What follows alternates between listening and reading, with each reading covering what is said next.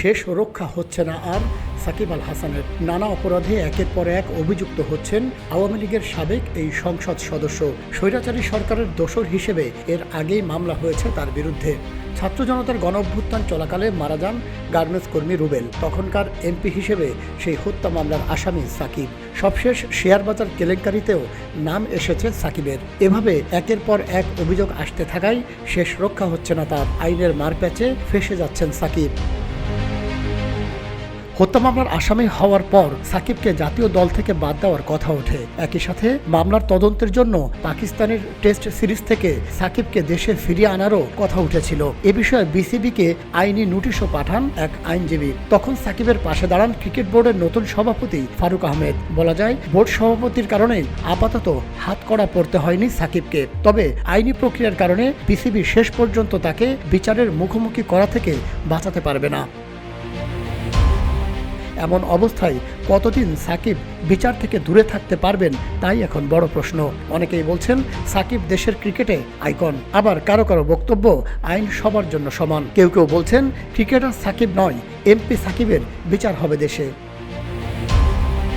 আগে থেকেই সাকিবের গলায় ঝুলছে হত্যা মামলা।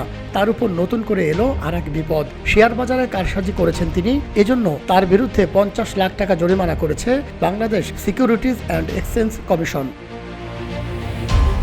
বিপদ যেন কাটছেই না সাকিবের। সবশেষ তার আটক নিয়ে কথা বলেছেন আইন উপদেষ্টা আসিফ নজরুল। মঙ্গলবার রাতে যুক্তরাষ্ট্র ভিত্তিক একটি বাংলা সংবাদ মাধ্যমকে দেওয়া সাক্ষাৎকারে সাকিবের মামলা নিয়ে কথা বলেছেন তিনি। তবে নানা যুক্তিতর্ক বলছে এর আগেও খেলোয়াড় আটকের দৃষ্টান্ত আছে বাংলাদেশে। সাকিবের বিরুদ্ধে মামলার পর বিষয়টি নিয়ে গণমাধ্যমে কথা বলেছিলেন আসিফ নজরুল। তখন তিনি বলেছিলেন সাবেক ফুটবল তারকা জাতীয় দলের অধিনায়ক আমিনুলকে আটক করেছিল পুলিশ। তাই সাকিব দেশে ফিরলেই আটক করা হবে বলে ধারণা করছেন অনেকে।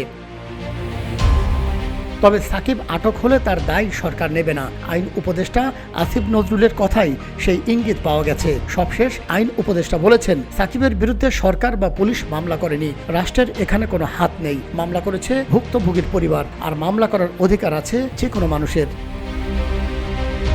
অনেকেই বলছেন অতীতের স্বৈরাচার সরকার ক্ষমতায় থাকলে ভিন্ন মতের কোনো খেলোয়াড় এতটা সুযোগ পেতেন না যেমনটা পাচ্ছেন সাকিব। তবে আইন তার নিজস্ব গতিতেই চলবে, আইনের চোখে সবাই সমান। তাই স্বৈরাচারের দোসর হিসেবে সাকিবকে অবশ্যই মামলার মোকাবেলা করতে হবে আদালতের কাঠগড়ায় দাঁড়িয়ে।